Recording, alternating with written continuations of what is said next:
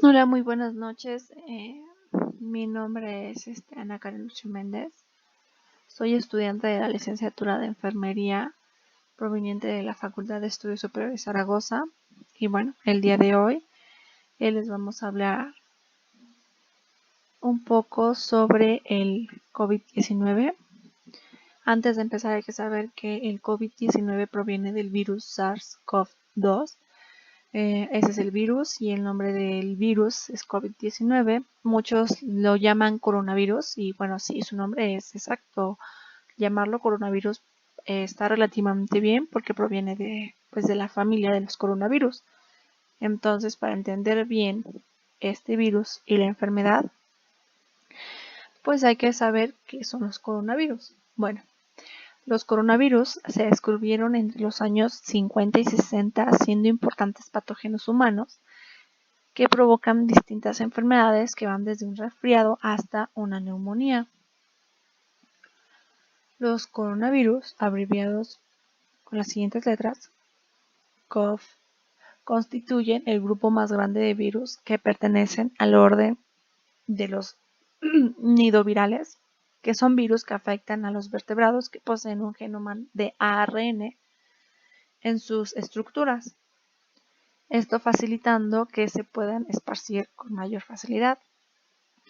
Este orden de nidovirales incluye a las siguientes familias, que son los coronaviridae, los arteriviridae, los mesoniviridae y los rinoviridae. Como se puede observar en esta imagen, estas son las familias de estos órdenes de nidovirales.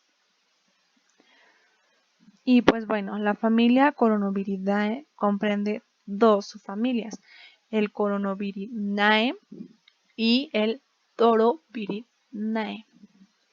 En este caso, pues bueno, nos acontece la subfamilia de los Coronavirinae, que se subdivide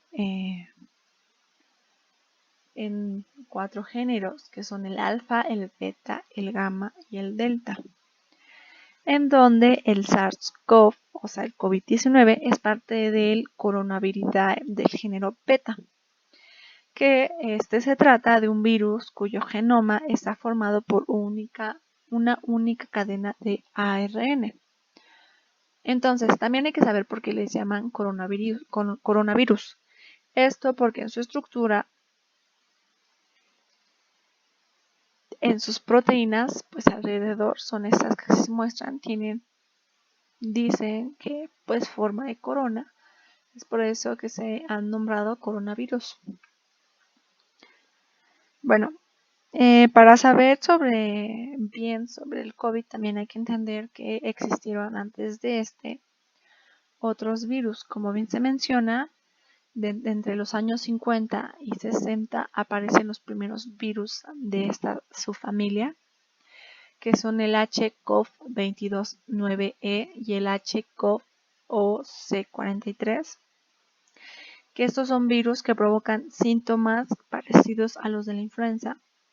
Posteriormente, para el año 2003, aparece el SARS-CoV, que este es un virus un poco más letal, ya que provoca síndrome agudo respiratorio severo y daña de una forma más significativa a los humanos.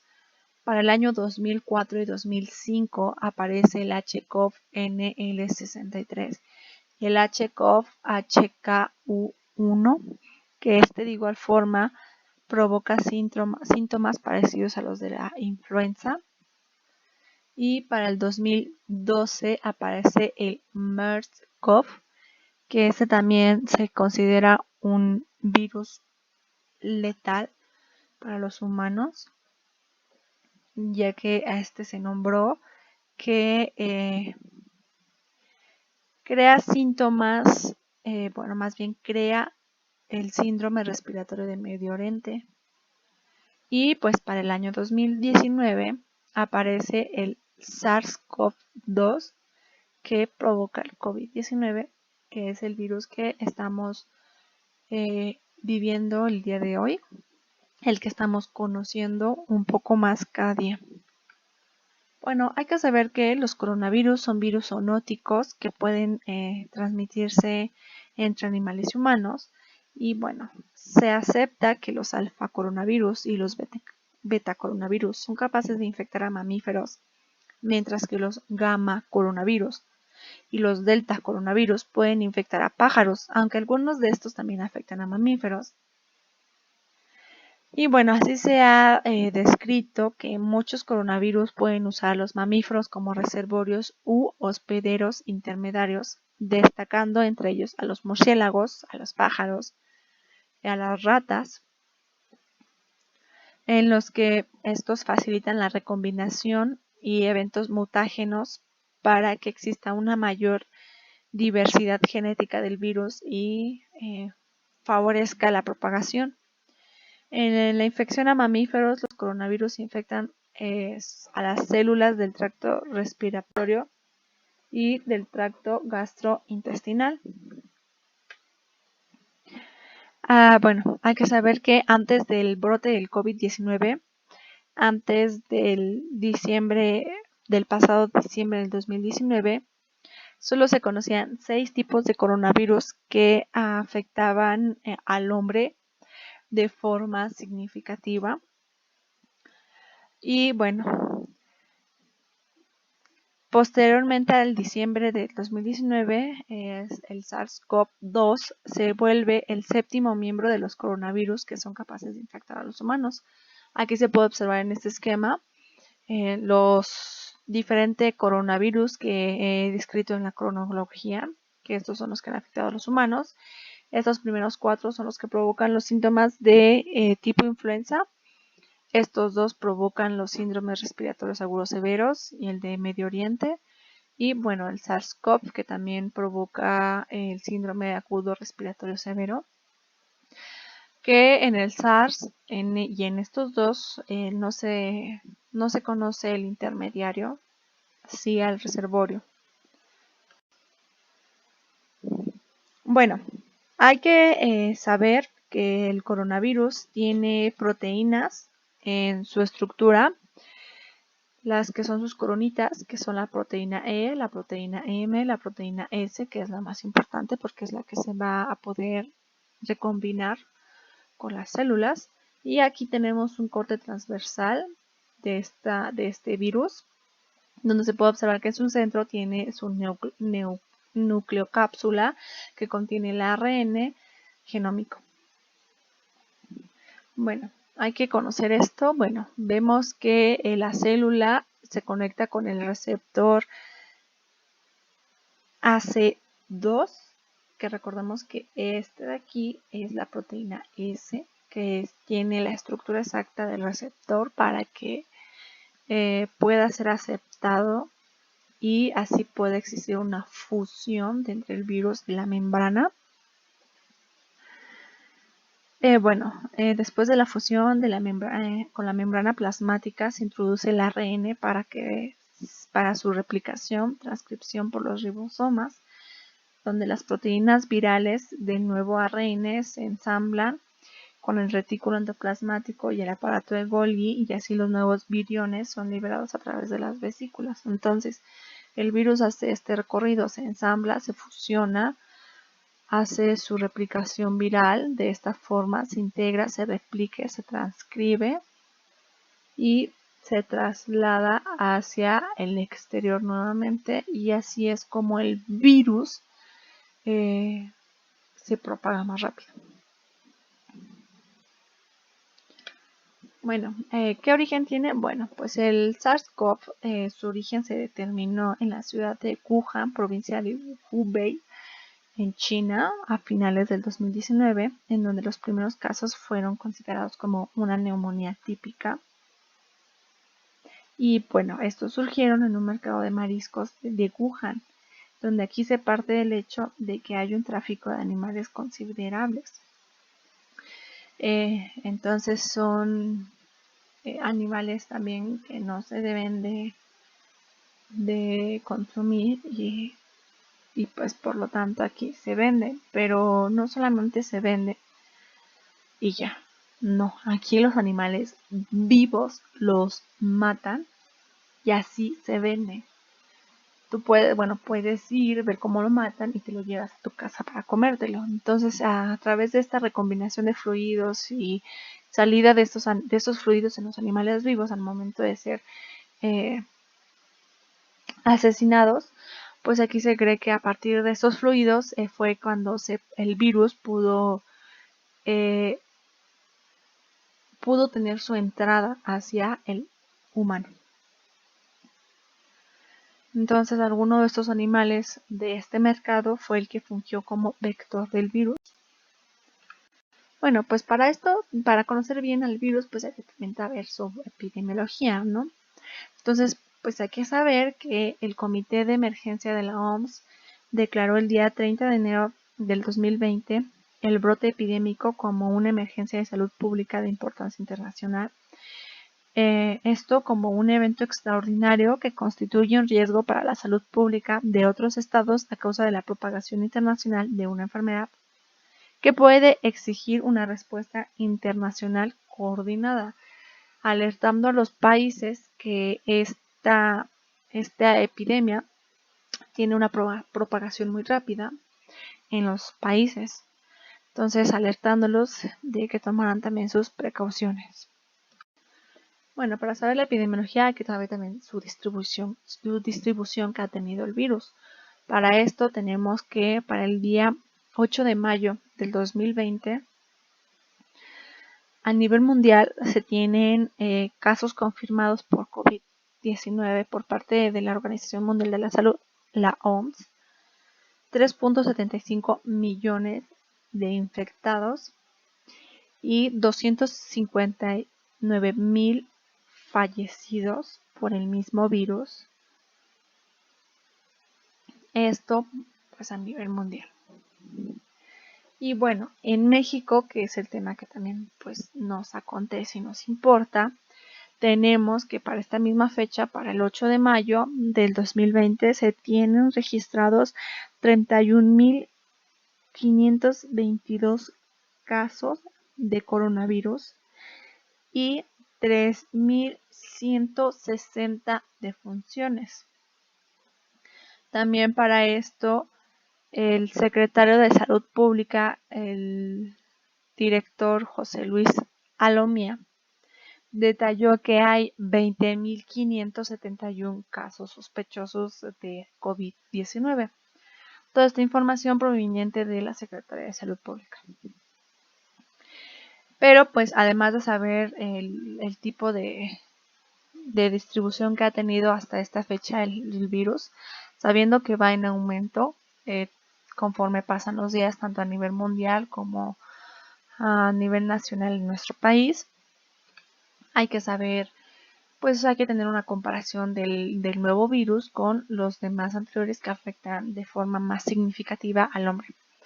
Tenemos que el SARS se originó en Wuhan, China, y el MERS en Jeddah, en Arabia Saudita, teniendo el SARS un total de casos de 8,096 infectados, el MERS de 2,229,000 infectados.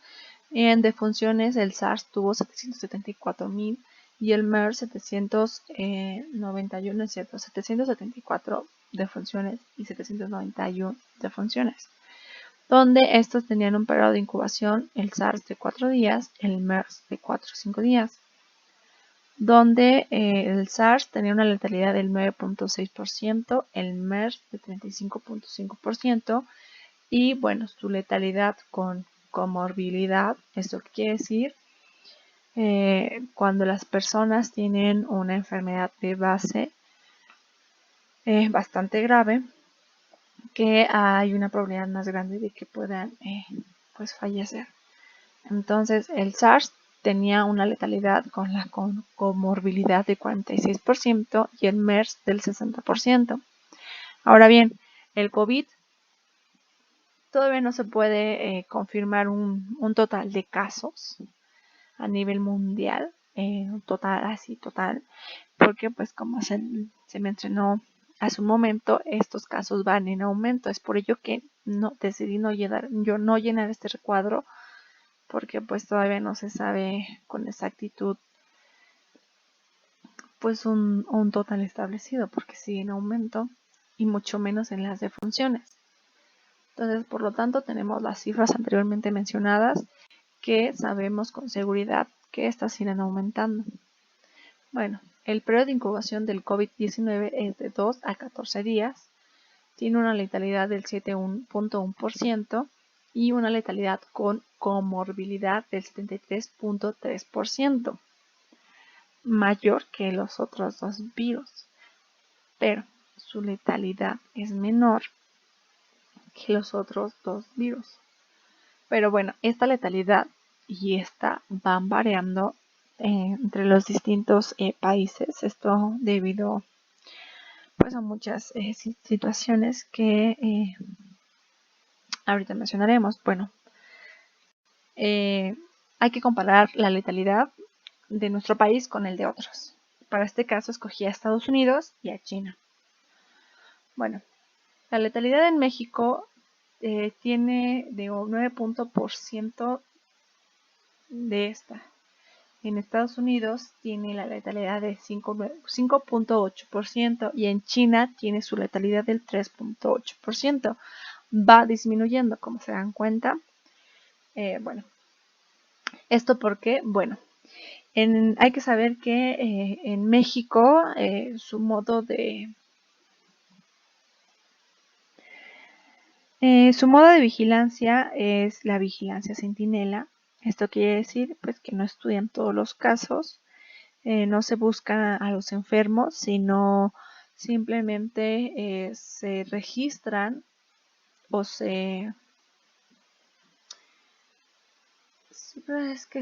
los casos confirmados registrados en hospitales y en clínicas, y por lo tanto pues no buscan aquellos enfermos que no presentan síntomas y que no han sido confirmados. Por lo tanto, el modelo Centinela se toma en cuenta solamente el total de casos confirmados y solamente se hace una proyección estadística y se calcula la dispersión potencial que puede llegar a tener. Entonces, por lo tanto, se infla la letalidad. Es por ello que México tiene una letalidad un poco más alta. Pero además de esto, hay que saber que pues México ocupa los primeros lugares. Si no es que el primero, pues va encaminado hacia los primeros lugares de enfermedades crónico-degenerativas que afectan, que al tenerlas y agregándole el virus, pues afecta un poco más la letalidad. Es por ello que México tiene las letalidades más altas que en otros países. Bueno, en este caso tenemos 4 escenarios.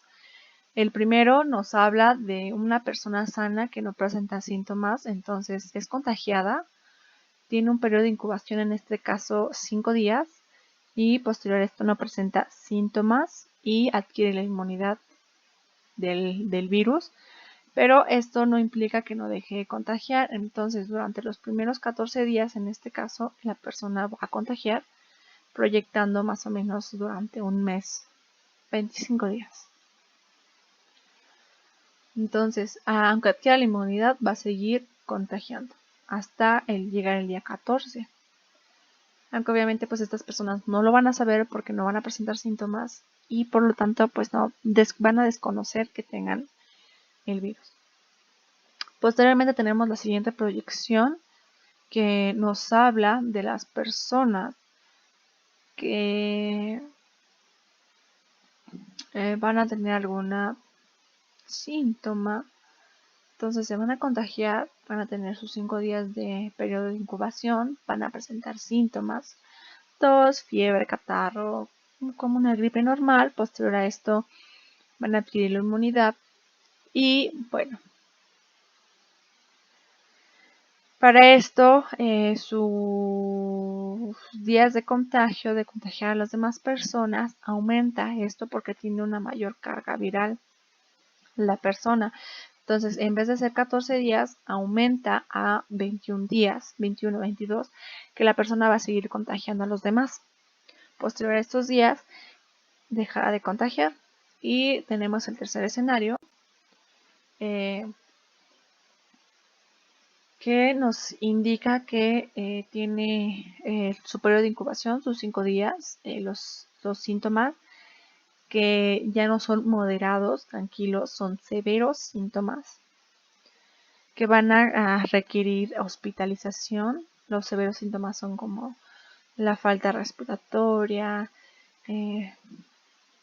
tos más fuerte y eso. Van a querer hospitalización y posterior a esto surge la inmunidad y el alta en el hospital. Pero aquí mismo se aprecia que existe un mayor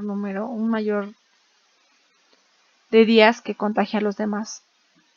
Entonces, por lo mismo, tiene una mayor carga viral, contagia durante un periodo más largo. Tenemos por último al cuarto escenario, que tiene su periodo de incubación de los 5 días, tiene síntomas severos y durante 4 o 5 días posterior a esto, al ser hospitalizados, requiere ventilación, ayuda ventilatoria para poder respirar. Posterior a esto tenemos otros 2 escenarios que puede llevar a las personas, que puede ser la inmunidad, y si no es la inmunidad, pues la muerte. Pero igual esas personas van a seguir contagiando durante todo este periodo, aunque fallecieran, van a seguir pudiendo contagiar a los demás, que en este caso pues nos proyectamos a que siguen siendo 25 días. Para eso tenemos estas proyecciones, también la letalidad que tienen. Para estas 2 personas su porcentaje de letalidad aumenta dependiendo de qué enfermedad también tengan de base. Tenemos a los otros 2 escenarios de las personas que, suponiendo que no tienen ninguna enfermedad de base, su letalidad es menor y nada más es la que se calculó. Entonces también aquí mismo tenemos otro escenario que en estas 2 personas su probabilidad de contagio es del 30%, del 55%, del 10% y del 5%. Entonces hay que tener también en consideración pues este esquema. Bueno, ¿cómo se propaga el COVID? Bueno, aún no se conoce de forma total y certera el modo de transmisión, pero cuando surgió el brote en Wuhan, se identificó su asociación inicial en el mercado con los animales vivos, donde aquí aparecieron los primeros pacientes, en donde a partir de esto se realizaron 2 estudios que sugirieron que los murciélagos o las serpientes fueron el reservorio natural del virus, pero pues la OMS ha declarado que realmente la fuente se desconoce. Se cree que fueron los murciélagos y las serpientes, pero la OMS lanza su comunicado de que se desconoce esto. Pero bueno, el SARS-CoV-2, a partir también de estos estudios, nos indica que parece ser que es capaz de propagarse de persona a persona, convirtiéndose en los principales modos de transmisión. Bueno, se piensa que la propagación de persona a persona del SARS-CoV-2 se procede principalmente a través de gotitas respiratorias, similar al modo de transmisión habitual de una gripe. Además de por gotas, el contagio puede ocurrir al tocar la superficie infectada. Posterior a esto, te toca los ojos, la nariz o la boca. Y bueno, las gotitas no viajan más de unos 2 metros. Y pues aún no se está claro si este puede permanecer en el aire durante bastante tiempo. Y bueno, desde un principio se pensaba que el virus no permanecía en el aire, y un estudio reciente ha podido demostrar que el SARS-CoV permaneció viable en los aerosoles en condiciones que fueron experimentales. Y estos duraron en menos de 3 horas. Entonces se propaga de persona a persona. Por eso es que se ha recomendado la sana distancia para que no exista esta propagación. Nos han recomendado que no nos toquemos la boca, la nariz ni los ojos para así poder evitar el contagio. De igual forma, bueno, te puedes tocar el cachete y ahí quedó el virus. Mientras no te toques la nariz, que no se transmita. Se transmite entre vías respiratorias, en las gotículas que expulsamos y en las mucosas, que son a través de los ojos, la nariz y la boca. Se desconoce cuánto tiempo sobrevive el virus en una superficie. El tiempo puede variar en función de distintas condiciones, dependiendo de la superficie, la temperatura, la humedad del ambiente. Un estudio publicado por la New England Journal of Medicine concluyeron que el SARS-CoV-2 puede sobrevivir hasta 3 días en superficies de plástico y acero inoxidable y hasta 24 horas en cartón.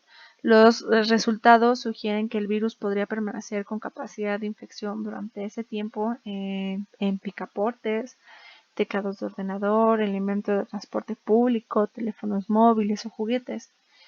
Bueno, en cambio, en superficies de cobre el virus apenas dura unas 4 horas.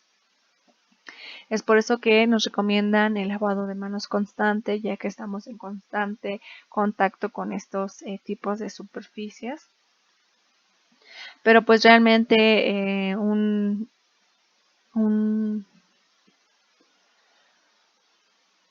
tiempo exacto va variando, varios estudios pues van variando en estas horas, en estos días, porque pues el virus se sigue conociendo todavía. Es todavía algo extraño que no se sigue estudiando. Bueno, en cuanto a la inefectividad del virus, los niveles del ARN viral permanecen ser más altos poco después del inicio de los síntomas de la enfermedad. Esto nos puede plantear la posibilidad de que la transmisión sea más probable en la etapa más temprana de la infección. Entonces, en cuando te contagias y en los primeros días son como que los niveles más altos de que tú contagies el virus. Pero pues como se dice, bueno, como he venido diciendo, pues son hipótesis que no son realmente 100% confirmadas, se siguen suponiendo, se siguen haciendo estudios sobre el virus. Y se ha descrito que puede haber contagio a través de individuos asintomáticos que no presentan no presentan síntomas, perdón. Pero sin embargo, pues el grado en que esto ocurre, pues sigue siendo desconocido. ¿A qué velocidad o en qué magnitud? No se sabe con exactitud. Bueno, el ARN del SARS-CoV-2 se ha detectado en muestras de sangre y heces, en donde el virus vivo se ha cultivado a partir de heces en algunos casos, pero según un informe de la OMS junto con China, indican que la transmisión fecal-oral no parece ser un factor significativo en la propagación de la infección. Asimismo, pues parece ser que la inmunidad se desarrolla poco después de la infección, pero esta va disminuyendo gradualmente con el tiempo, en donde entonces se cree que la reinfección es común debido a la inmunidad menguante, aunque pues es más probable que se encuentre en relación con la variación antigénica dentro de las especies. Entonces es por eso que pues, se ha dicho que existen casos que hay personas que se han volvido a contagiar del virus, pero como nuevamente son hipótesis que se han planteado a través de estudios que aún no son exactos y 100% confirmados.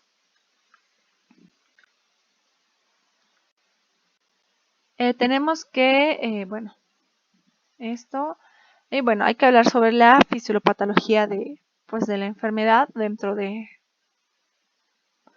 lo que más afecta, que son las vías respiratorias. Pero antes de eso, pues hay que saber algunas características clínicas del virus. Según datos preliminares, el periodo de incubación, como ya se había dicho, se estima entre los 4 y 7 días, con un promedio de 5 días, habiéndose producido un 95% de los casos de 2 a 5 días desde la exposición. En un estudio con 1099 pacientes de COVID-19 asintomáticos confirmados, esto fue a través de estos datos fueron a través de esos estudios, confirmando que la mediana de periodo de incubación fue de 4 días. Hay que saber que las manifestaciones clínicas del COVID pueden tener síntomas similares a los de la gripe, que son fiebre alta, mialgia, síntomas respiratorios, posible evolución a neumonías. Aunque en comienzo son menos bruscos y los síntomas de vías respiratorias superiores parecen poco importantes o ausentes. En algunos casos confirmados de la enfermedad, los síntomas han variado desde síntomas leves a enfermedades graves, incluso hasta la muerte. Los síntomas más frecuentes son fiebre, tos, dificultad respiratoria. En un estudio que se describió en Wuhan del COVID-19 con 138 pacientes infectados, las características clínicas más comunes al inicio de la enfermedad fueron estas: fiebre, fatiga, tos seca, anorexia, mialgias, disnea, esputo productivo. En otro estudio se observó fiebre en casi todos los pacientes, pero en 20% de estos tenían fiebres debajo de los 38 grados. El espectro de gravedad de la enfermedad varía de asintomática, de leve a grave. La mayoría de los pacientes no presentan gravedad, pero otros pueden desarrollar neumonías, una insuficiencia respiratoria aguda, siendo causas más frecuentes de la mortalidad. Pues bueno, esto debido también a las enfermedades sebáceas que ya se han mencionado. Bueno, hay que saber que en las vías respiratorias tenemos las superiores de esta parte y las inferiores. Entonces hay que saber que el virus va a atacar al tejido respiratorio. Entonces el virus entra por las vías respiratorias superiores.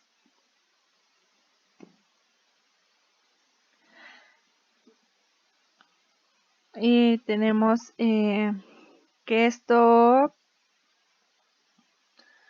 va a entrar por aquí. El virus va a entrar de esta forma, se va a ir desplazando hacia pues las vías respiratorias inferiores, en donde estas están compuestas por una serie de moléculas y por dos tipos de células distintas, que son los neumocitos, y son de dos tipos, donde el tipo 1 es el que se encarga de la función vital que permite el intercambio de gases, la entrada de oxígeno, que es requerida para todos nuestros tejidos y en todo nuestro cuerpo, y desde luego pues la salida del dióxido de carbono. Bueno, y tenemos el neumocito 2, tipo 2, que es pues un poco mayor que el otro porque tiene una mejor funcionalidad, un mayor trabajo, que es el replicar las células de nuestro sistema. Entonces, es aquí donde el virus va a atacar el tejido respiratorio, y esto desde luego pues va a entrar por las gotículas de aire, de gotitas que ya se mencionaron, de saliva, donde traen el virus, y esto se va a ir a la unidad funcional, que son los alvéolos, a través del neumocito 2, que este es el que se va a volver el blanco directo del virus, ya que, como se mencionó, es pues la máquina biológica donde el virus se va a poder acceder a las células y se van a poder replicar.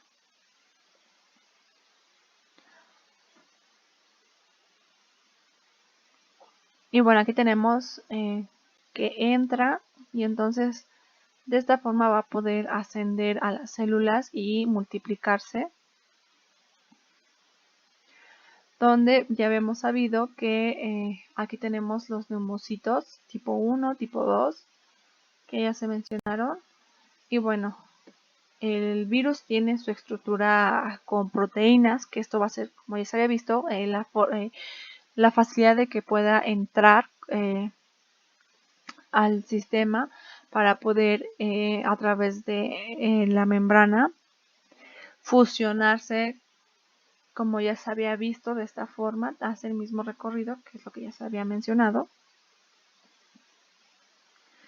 en donde la membrana ACA2, la receptora, va a ser una enzima que trabajará con la angiotensina, la cual regula la tensión de los vasos. Entonces aquí tenemos que se va a replicar nuevamente. Entra el virus, se encaja con el receptor AC2, como ya se ha mencionado, introduce el ARN, lo duplica y bueno, al momento de duplicarse crean nuevos virus y entonces se van a seguir propagando y propagando y propagando por todo el cuerpo humano. Posteriormente tenemos que se transporta, como ya lo hemos visto, pues se transporta al aparato de Golgi, se duplica y bueno, puede llegar al momento de replicarse, sale el virus y este puede llegar a afectar a otros órganos, en donde dan respuestas inflamatorias. Por ejemplo, aquí los alvéolos, entra en los alvéolos y va a producir respuesta, reacción inflamatoria que activa la inmunidad general. Y entonces puede llegar a tapar a estos, los vasos que ya se habían mencionado, la angiotensina, que regula la tensión de los vasos, los va a inflamar. Ya que los inflama, los va a tapar y va a haber una respuesta del sistema de coagulación intravascular donde se aumenta la permeabilidad de los vasos, donde existe posteriormente un edema en el pulmón y se desarrolla el síndrome respiratorio agudo hasta llegar a explotar a los alvéolos y destruirlos por completo. Entonces, puede cualquiera de estos escenarios provocando enema, neumonitis, trombosis de pequeños vasos y alteración de perfusión y provocando los síntomas más graves de la enfermedad, provocando toda esta reacción en cadena, en donde puede ir poco a poco intensificando los síntomas, pero como se menciona, debido al número alto de propagación del virus y de duplicación, se puede caminar hacia diferentes órganos y al momento de que se tiene enfermedades de base, estas junto con el virus van a ayudar a que el paciente enferme aún más, tenga problemas aún más graves. Esto favoreciendo hacia la defunción. Entonces tenemos esto, puede ocurrir todo eso, es una reacción en cadena y sobre todo cuando la persona es realmente está muy enferma con otras enfermedades anteriores. Entonces provoca todo esto hasta en muchos casos la defunción puede llegar al hígado, al riñón, al sistema nervioso central, al miocardio, provocando enfermedades todavía aún más graves. En el mayor de los casos, pues afecta al pulmón con mayor frecuencia, como ya se había visto, y provoca esto en los pulmones, provocando pues la dificultad respiratoria severa. Y bueno, ya que supimos un poquito de la fisiopatología más directamente dentro de los pulmones, pues hay que hablar un poco sobre el tratamiento del COVID, ¿no? Bueno, por ahora su tratamiento es sintomático, ya que no dispone de ninguna vacuna, fármaco antiviral u otro tratamiento específico. En la actualidad se han registrado más de 175 ensayos clínicos sobre tratamientos y vacunas. Y sobre datos con una terapia eficaz siguen siendo pues, escasos, donde algunas de las estrategias terapéuticas actuales para esta enfermedad incluyen pues hacerle frente a la infección a través de las medidas de seguridad. Se han estado estudiando antivirales de amplio espectro como remdesivir, inhibidor del ARN polimerasa, así como la combinación de lopinavir, ritonavir e interferón beta, que pues demostraron ser prometedores resultados contra el MERS-CoV en modelos anteriores, aunque no se tiene nada confirmado para el SARS-CoV-2. Bueno, para esto, pues como no se tiene tratamiento, se trata de dar la mejor atención, la mejor calidad a los enfermos para que se puedan recuperar. Entonces, la OMS nos indica que el tiempo de recuperación puede ser alrededor de 2 semanas para infecciones leves y de 3 a 6 semanas para enfermedades graves. Entonces, como no se tiene un tratamiento, se tiene que dejar, por así decirlo, a la suerte también del paciente, a su sistema inmunológico y pues seguir, si tiene enfermedades de base, seguir con sus tratamientos, tratando de dar la mejor calidad al infectado y pues es por ello que ha habido muchas defunciones, por lo mismo de que no existen tratamientos específicos, se sigue experimentando, se sigue jugando con los fármacos que puedan ayudar a los pacientes. Bueno, ¿qué complicaciones tiene el COVID-19? Pues bueno, aunque la mayoría de las personas con COVID-19 tienen síntomas entre leves y moderados, pues la enfermedad puede causar complicaciones médicas graves y en algunas personas hasta la muerte. Los adultos mayores o las personas que afectan con afecciones crónicas están en mayor riesgo de enfermedades graves junto con el COVID-19. Bueno, pues tenemos las enfermedades, bueno, los síntomas, ¿cómo se dice? Los síntomas leves. La fiebre alta, fatiga, mucosas, la tos seca, disnea, dificultad para respirar, incluso en muchos casos ha habido diarreas. Pero las complicaciones de esta enfermedad son el síndrome respiratorio agudo severo, que puede llevar a la neumonía, incluso puede haber insuficiencia renal y hepática. Pero no solamente de esta, sino también otros órganos que todavía pues, se sigue estudiando. Bueno, ¿cómo se puede prevenir el COVID-19? Bueno, puesto que aún no se dispone de tratamientos ni vacunas eficaces, la mejor estrategia colectiva para hacer frente a la infección por el coronavirus consiste en controlar la fuente de infección y sobre todo alcanzar un diagnóstico temprano que permita notificar los casos y aislar a los pacientes y sus contactos con otras personas, aportando el tratamiento sintomático y de soporte oportuno. A su vez, publicar la información epidemiológica de forma temprana para que se siga estudiando el virus. Esto de que se evite en medida de lo posible pues pánicos sanitarios innecesarios en la sociedad.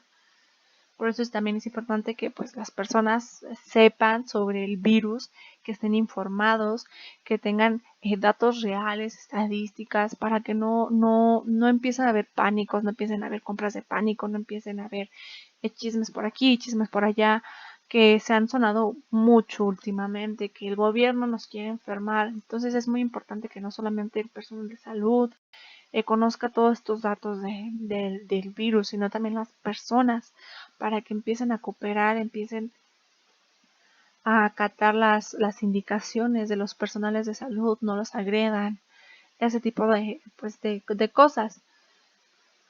Y bueno, a nivel individual, las normas adecuadas de higiene se deben de acatar. Se tiene que hacer una ventilación de los interiores para que no se acumulen los virus. Evitar los lugares donde haya acumulaciones de personas, ya que esto va a contribuir a prevenir la infección por el SARS-CoV-2. Es por esto que empezaron las estrategias de quédate en casa, el distanciamiento social y todo esto. Y es importante recordar a la población y al personal sanitario las medidas básicas para reducir el riesgo general de transmisión de infecciones respiratorias agudas. Además de así también se evitan otras enfermedades. Entonces, entre las estrategias para Las medidas básicas para también evitar el contagio está evitar el contacto directo con personas que padezcan la sintomatología de infecciones respiratorias agudas, como la tos o estornudos, manteniendo con ellos una distancia prudencial de al menos 1 metro, de 1 a 1,5 metros. Como se puede observar en la imagen, suena gracioso la Susana distancia para evitar los contagios. Lavarse las manos con frecuencia con agua y con jabón o con soluciones hidroalcohólicas, especialmente después del contacto directo con personas enfermas o su entorno, incluso antes de comer y tras usar el baño, el transporte público o tocar superficies sucias. Como se observa aquí en la imagen, recordando los pasos de lavado de manos correcto, que actualmente ya la mayoría de la población ya los conoce porque se ha estado difundiendo mucho. Evitar tocarse ojos, nariz, boca con las manos para evitar que el virus que nosotros contengamos en nuestras palmas de las manos llegue por estos medios a nuestro organismo.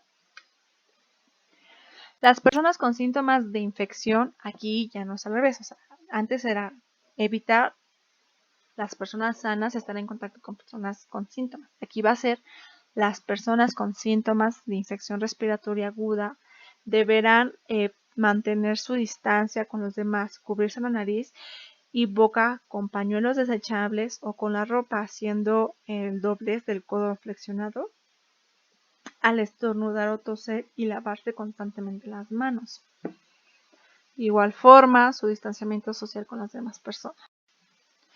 Y bueno, en los centros de atención sanitaria se debe incidir en la mejora de las prácticas habituales de prevención y control de infecciones, especialmente en las unidades de urgencias de hospitales. Pues igual el personal de salud también tiene un gran compromiso al acatar estas reglas, estas normas para evitar más contagios del virus. Bueno, eso sería todo de mi parte. De este lado están las referencias por si gustan consultarlas. Son de varias fuentes, aunque mucha información sigue siendo actual, nueva o hipótesis, como ya se ha mencionado con anterioridad, y les agradezco su atención. En especial se agradece a aquellos doctores y aquellos enfermeros que están atendiendo día tras día a los enfermos, especialmente a los infectados, que les están dando una mejor calidad de periodo de la enfermedad, mejorando algunos de sus síntomas. Y en especial en agradecimiento a mi profesor Jonathan David Daza, ya que a pesar de que él también está apoyando en esta parte de cuidar a aquellas personas enfermas, también nos apoya a nosotros como estudiantes a seguir adquiriendo conocimientos, a seguir actualizándonos y a seguir pues en nuestra formación. Gracias.